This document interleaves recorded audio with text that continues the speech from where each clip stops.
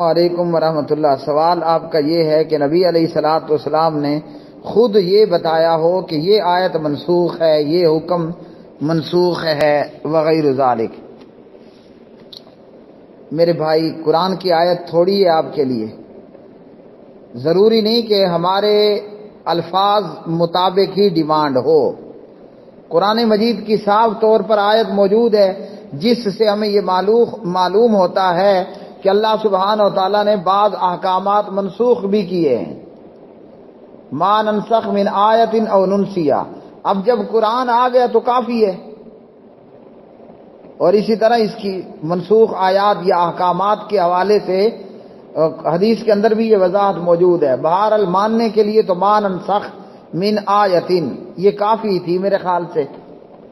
پارہ 1 ہے سورہ البقرہ اور اس کی آیت 107 ہے۔ اور یہاں یہ بھی سن لیں، یہودی لوگ وہ نسخ کے قائل نہیں تھے، یہودی نسخ کے منسوخیت کے منکر تھے، اس لیے یہودیوں نے حضرت عیسیٰ مسیح علیہ السلام کو ماننے سے انکار کر دیا کہ جناب مسیح علیہ السلام نے تورات کے بعض احکامات منسوخ کر دیے تھے، اور یہودی نسخ کے قائل نہیں تھے۔ ہمارے لیے میرے خیال میں تو آیت کافی ہونی چاہیے۔ اگر مسئلہ سمجھنا ہے تو ما ننسخ من آیتن یہ کافی اور شافی ہے۔ اس سے پہلے نسخ کے حوالے سے بہت ساری باتیں ہو چکی، اب آپ کو نبی علیہ السلام نے ایسا بتایا ہو تو وہ بھی سن لیں۔ صحابہ جو بھی بیان کرتے ہیں کس سے بیان کرتے ہیں؟ نبی علیہ السلام سے۔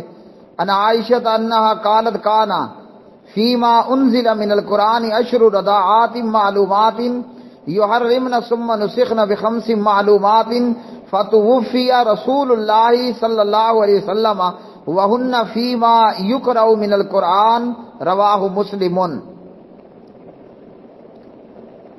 کہ رضاعت کے حوالے سے پہلے 10 مرتبہ کا حکم نازل کیا گیا، یعنی بچہ عورت کا 10 مرتبہ دودھ پی لے تو حرمت ثابت ہو جاتی ہے، یہ 10 مرتبہ کا 5 مرتبہ سے منسوخ ہو گیا۔ اب کیا ہے کہ بچہ کسی بھی عورت کا 5 مرتبہ اگر دودھ پی لیتا ہے، یعنی اپنی ماں کے علاوہ، تو حرمت ثابت ہو جائے گی۔ اور نبی علیہ الصلوۃ والسلام کی وفات کے وقت تک یہ آیات جو ہیں وہ باقاعدہ قرآن میں پڑھی جاتی تھیں۔ تو یہ آیت کہ قرآن پاک میں 10 مرتبہ حرمت رضاعت کے حوالے سے یہ آیت موجود تھی، یہ آیت منسوخ ہو گئی تلاوت اور حکم سمیت۔ تلاوت اور حکم سمیت یہ آیت منسوخ ہو گئی۔ اب بخاری میں ہے کہ بچہ 2 سال کی عمر میں عورت کا، کسی بھی عورت کا ماں کے علاوہ 5 مرتبہ دودھ پی لے اچھی طرح تو حرمت ثابت ہو جائے گی، وہ اس کی ماں ہوگی، اس کے پیٹ سے اولاد پیدا ہونے والی اور دودھ پینے والی اس کے لیے اس کے بہن بھائی ہوں گے۔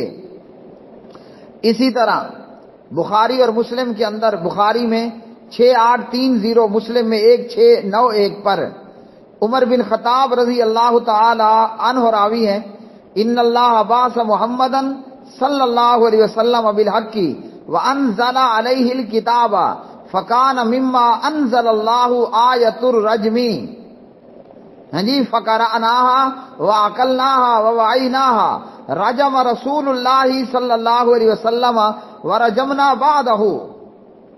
فرمایا کہ جس رب نے محمد صلی اللہ علیہ وسلم کو حق کے ساتھ مبعوث فرمایا اور اس پر قرآن پاک اتارا، تو اللہ تعالیٰ نے رجم کرنے کی آیت بھی نازل کی تھی، اور ہم نے اسے پڑھا اور سمجھا، اور رسول اللہ صلی اللہ علیہ وسلم نے رجم کیا، اور ہم نے بھی اس آیت پر عمل کرتے ہوئے زانیوں کو رجم کیا، شادی شدہ کو رجم، غیر شادی شدہ کو 100 کوڑے لگائے جائیں گے۔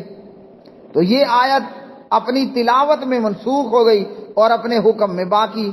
نبی علیہ السلام کی عدالت میں بھی یہی سزا چلتی رہی، آپ کے بعد عمر میں، عثمان میں، علی میں اور معاویہ اور بعد کی اسلامی حکومتوں اور خلافتوں کے اندر، اور آج تک مسلم امت کا یہ متفقن علیہ معاملہ ہے کہ زانی شادی شدہ ہے تو اس کو رجم کر دیا جائے گا۔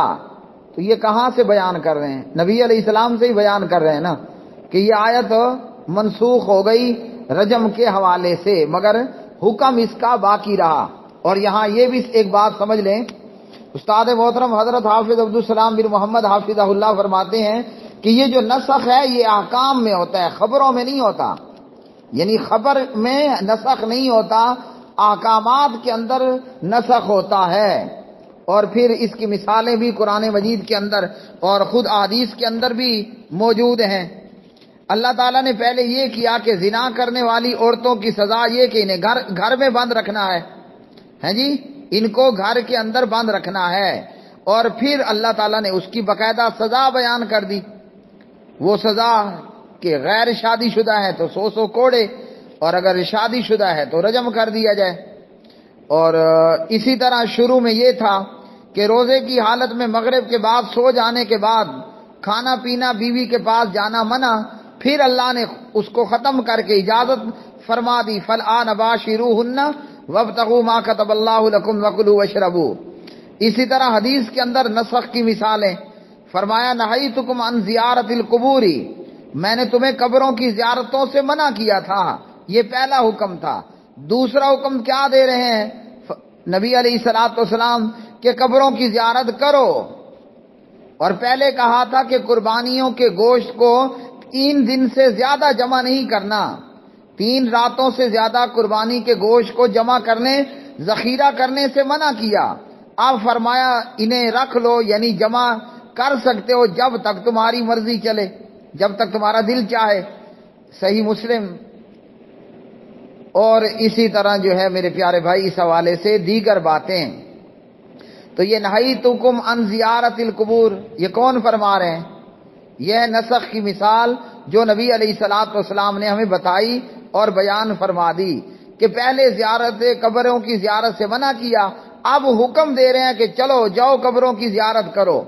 نسخ کی مثال کہ پہلے 3 راتوں سے زیادہ گوشت ذخیرہ کرنے سے منع کیا، اب اجازت دے رہے ہیں جب تک تمہاری مرضی ہو تم ذخیرہ کر سکتے ہو قربانی کے گوشت کو، جس طرح کرنا ہوتا ہے، خشک کر کے بندہ 6 ماہ استعمال کرے یا پھر پورا سال ہی استعمال کرتا رہے وغیرہ ذالک۔